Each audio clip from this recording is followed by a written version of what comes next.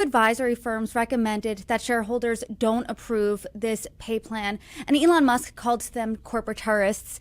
The Pope had criticisms of this pay plan. Even a shareholder you talked to had criticisms. He said something to the effect of, I don't really like this direction where Tesla's going. And you call this in your piece, as you said, the case for magical thinking.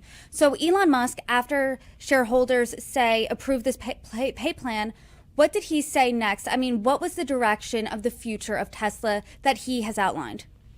Elon's greatest talent, bar none, is not as an engineer I mean, as an entrepreneur, he has lots of ideas, but it's his ability to really get investors excited about future ideas. And he is relentless over, the past nearly 20 years now of observing him, his ability to keep pushing a topic a future topic that gets people very excited. That was certainly the case with electric vehicles, with solar power, with batteries, and more recently with autonomous vehicles. In the case of SpaceX, he created it, he said, to colonize, the solar system. What he talked about immediately, again, was this pivot into humanoid robotics. I guess think about it as guilt-free slavery, essentially, that everyone's going to want to have, he believes, their own personal humanoid robot. He talked about how these are going to be used for healthcare, that they'll be the best surgeons. They'll help with crime watching criminals and be used by law enforcement for crime. I mean, it's kind of out there, basically, because number one, Tesla has sold exactly 0 humanoid robots as of today. Right now, it's a publicity stunt.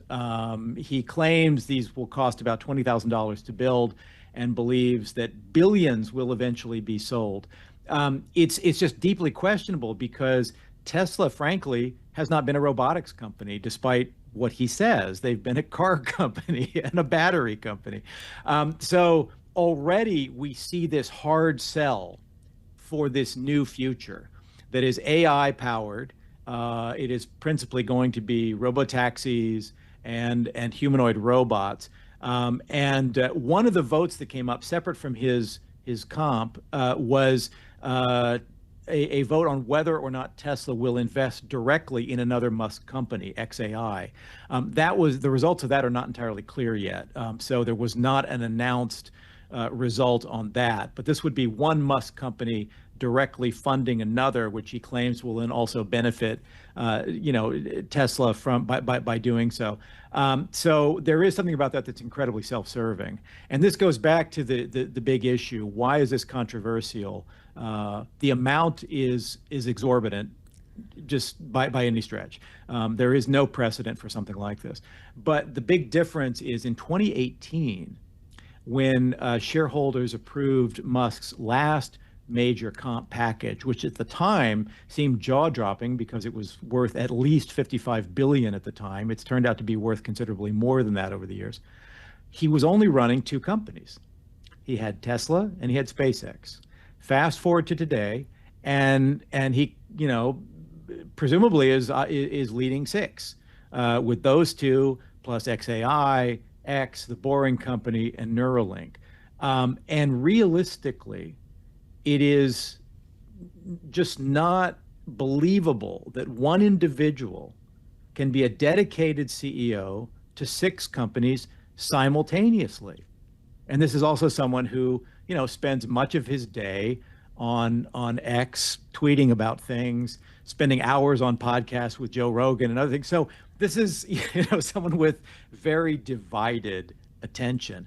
Add on top of that he's become very polarizing as a public figure, taking, extreme positions and saying offensive things online frequently to different groups and supporting right-wing politicians in Europe and in the United States. So this is kind of a dicey mix here. You're not talking just about an entrepreneur with big ideas.